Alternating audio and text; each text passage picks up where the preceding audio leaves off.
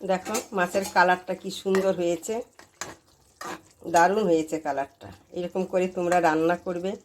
আমার রেসিপি যদি তোমাদের পছন্দ হয় তা লাইক করবে, শেয়ার করবে, সাবস্ক্রাইব করবে। একবার রান্না করে দেখো, দারুণ হয় খেতে। কিন্তু একবার রান্না করে দেখে খেয়ে তারপরে তো কমেন্টে যা লেখা লিখে দেবে, তাতে আমার খুব ভালোই লাগবে। ভালো হলেও লিখবে, যদি খারাপ হয় তাও লিখে দেবে। এই যে আমি এই যে এরকম সাইজের মাছের মাথাগুলো 4টা নিয়েছি। নিয়ে এখন আমি এটাকে কী করব, এই যে নুন হলুদ দিয়ে আমি মেখে এই 5-10 মিনিটের জন্য রেখে দিব। এটা গোটা, কিন্তু এর ভিতরে যে কানকোগুলো নেই সব ফেলে দিয়েছি আমি, রেখে দেব। যে আমি মাছটা করব, এই কয়েকটা এই যে ধনে পাতা নিয়েছি, আর এই কয়েকটা পালং শাক, আর লাগবে আমার এই বেগুন। এই দিয়ে আমি মাছটা করব। কি করে করব সেটাই তোমরা দেখে নাও। এই পালং শাকটাকে আমি এখন কেটে নিচ্ছি। আমি কড়াইয়ে তেল দিচ্ছি। আমি সরষের তেল দিয়েই করব। ইলিশ মাছ সরষের তেল দিয়েই ভালো লাগে খেতে।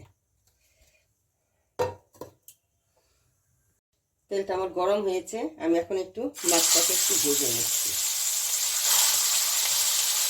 খুব কড়া ভাজবো না, ইলিশ মাছ বেশি ভাজতে না, একটু ভাজবো, একটু সেন্ট হবে। একটু ভাজলে ইলিশ মাছের একটা যে সেন্ট আছে ওইটা একটু বেশি বেরিয়ে যায়, ভালো লাগে ইলিশে।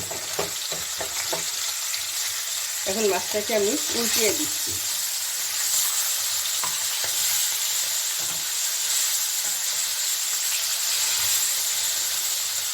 এই পুরো মাছগুলো কিন্তু ভাঙবো না, একটা মাছও ভাঙবো না, মাথাগুলো ভাঙবো না। আমার মাছটা ভাজা হয়ে গেছে, আমি এখন থেকে নামিয়ে নিচ্ছি।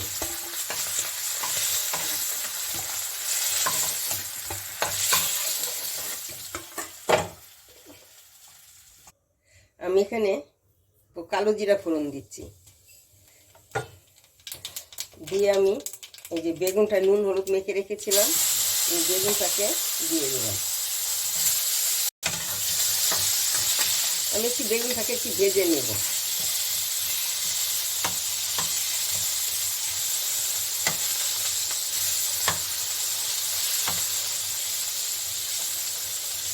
আমার বেগুনটা ভাজা হয়ে গেছে, এখন আমি নামিয়ে দিচ্ছি।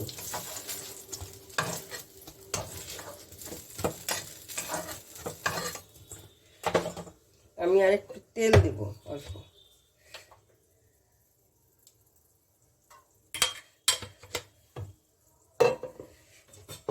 এর মধ্যে আমি কি করব, অল্প হলুদ দিয়ে দিচ্ছি। এই যে অল্প একটু হলুদ দিচ্ছি। হলুদ দিয়ে আমি বেশি সময় রাখবো না। এই যে পালং শাকটা আমি দিয়ে দিচ্ছি এখানে, আর কয়েকটা এই যে কাঁচা লঙ্কা। কাঁচা লঙ্কাটা আমার তেলে দিলেই ভালো ছিল, কিন্তু আমি ভুলে গেছি। তোমরা পারলে তেলে দিয়ে করবে।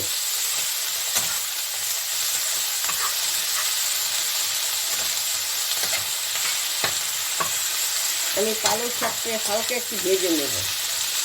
আমি এখানে অল্প এই যে জিরার গুঁড়ো দিয়ে দিলাম। বেশি একটা মশলা দিতে হয় না ইলিশ মাছে। ইলিশ মাছে তো ইলিশ মাছে একটা যে সেন্ট আছে ওইটা দিয়ে খাওয়া হয়। জিরার গুঁড়োটা দিলেও হয়, নাক দিলেও হবে।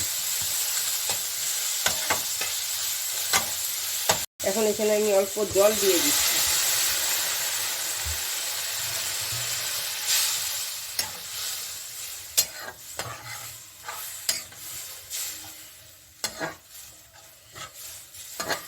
এখানে আমি অল্প পরিমাণ মতো নুন দিয়ে দিলাম। যে যেমন নুন খাবে সেই অনুযায়ী নুনটা দেবে। ঝালটাও তাই, যে যেমন ঝাল খাবে সেই অনুযায়ী ঝাল দেবে। আমি একটু ঝাল বেশিই খাই, আমার মিষ্টিটা ভালো লাগে না, আমি ওই জন্য লঙ্কা একটু বেশি দিয়েছি। এখন এখানে আমি মাছ, এই যে বেগুনটা দিয়ে দিচ্ছি। এই যে মাছ দিয়ে দিলাম, আর বেগুন, যে বেগুনটা ভেজে রেখেছিলাম।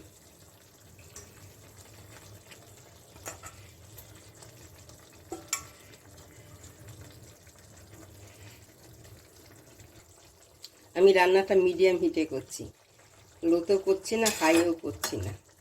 আর মাছগুলোকে আমি এখন এগুলোকে ঢেকে দেব না। ইলিশ মাছ তো অনেকভাবেই খেয়েছো, এইভাবে খেয়েছো কিনা পালং শাক আর বেগুন দিয়ে আমি জানি না। যদি না খেয়ে থাকো একবার এইভাবে রান্না করে খেয়ে দেখবে, ভালো লাগে। কিন্তু এই পালং শাকের জন্য নাকি দারুণ স্বাদ হয়, মিষ্টি মিষ্টি একটা ঝোলটা হবে, মিষ্টি মিষ্টি। আমার ঝোলটা হয়ে গেছে, এখন আমি এটাকে কি করব, নামিয়ে দেব।